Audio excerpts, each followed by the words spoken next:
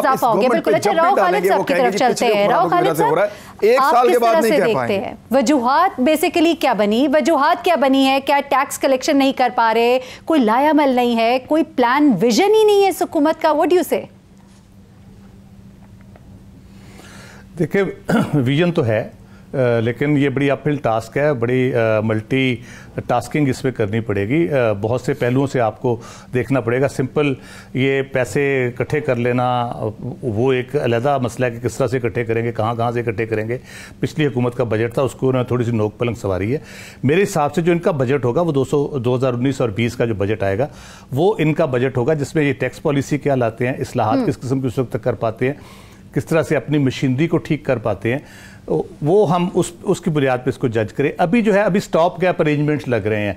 Obviously जिस किस्म की इकॉनमी की सूरत हाल ओवरऑल रही है, अगर हम पुराने फार्मूले पे चलेंगे तो वही कर्ज लेके आगे चलते जाएंगे। फिर अगली हुकूमत आगे कहेगी जी बहुत कर्ज हो गए, हमें पिछली गवर्नमेंट इतने पैसे छोड़ के चली गई हमारे ऊपर ज़रा।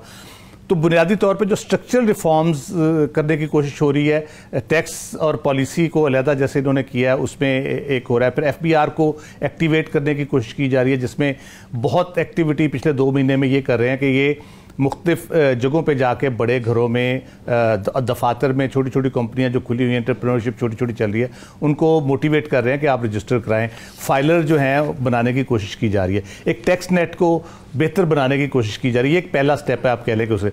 दूसरा ऑस्टेरिटी मेजर्स के आप पैसे कितने बचा सकते हैं। तीसरी आपकी जो बड़ी बड़ी कॉरपोरेशंस हैं जो उनमें पिलफरेज है, लीकेज है, उसको बंद करने के लिए एफर्ट हो रही है। अभी आज ECC के इजलास में स्टील मिल के लिए प्लान वो जो बना रहे हैं मार्च में आएगा, उसके ऊपर ना सिर्फ ये कि उसकी लीकेजेस बंद करनी है, उसको प्रॉफिटेबल बनाना है। इसी तरह से PIA को किस तरह से आप करेंगे, ये बड़ी अपहिल टास्क है। इसको टोटली करना इंटरनल बोरोइंग को बहुत इतना डेंजरस काम नहीं है। और खासतौर पे राव साहब, खासतौर पे जो कैपिटल मुल्क में लेकर आना था, जो फॉरेन इन्वेस्टमेंट से हमारी एक्सपेक्टेशंस थी, उस पर भी खासतौर पे इमरान खान साहब पे ये भी तनकीद की जा रही है कि आप जगह जगह जाके, हमसाय ममालिक में जाके जिस तरह से जो भी कह ले, आप ढंडोरा पीट रहे, जो कुछ मुल्क के अंदर हो रहा है, हालात वाकयात बता रहे हैं, तो कौन लेकर आएगा यहाँ पे पैसा?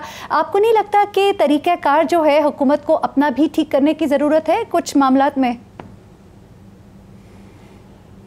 देखिए, उन्होंने अप्रोच किया उन मुल्कों को। जाहिर है आप जाके उनको कहेंगे, वो अपना असेसमेंट अपनी करेंगे किस तरह से हमने आगे इन्वेस्ट करना है, किस प्रोजेक्ट में करना है। जैसे सऊदी अरब $15 अरब इन्वेस्ट करना चाह रहा है रिफाइनरी में और ऑयल सिटी की, जैसे हम बात कर रहे हैं। UAE करना चाह रहा है, मलेशिया करना चाह रहा है, बाकी मुल्क किस तरह से करना चाह रहे हैं यहाँ पे इन्वेस्टमेंट, वो पहले असेस करेंगे अपनी। जाहिर है इमीडिएटली इमरान खान मिलेगा अगले दिन तो वो आ नहीं जाएंगे मशीनें उठा के। एक्सॉन आ गई है, उसने ड्रिलिंग शुरू कर दी है, मेरा ख्याल है मार्च में शायद को आपको खुशखबरी भी दे दे, तो वो उसमें टाइम ऑब्वियसली लगेगा। मेरा ख्याल ये 3 स्टेप से जा रहे हैं।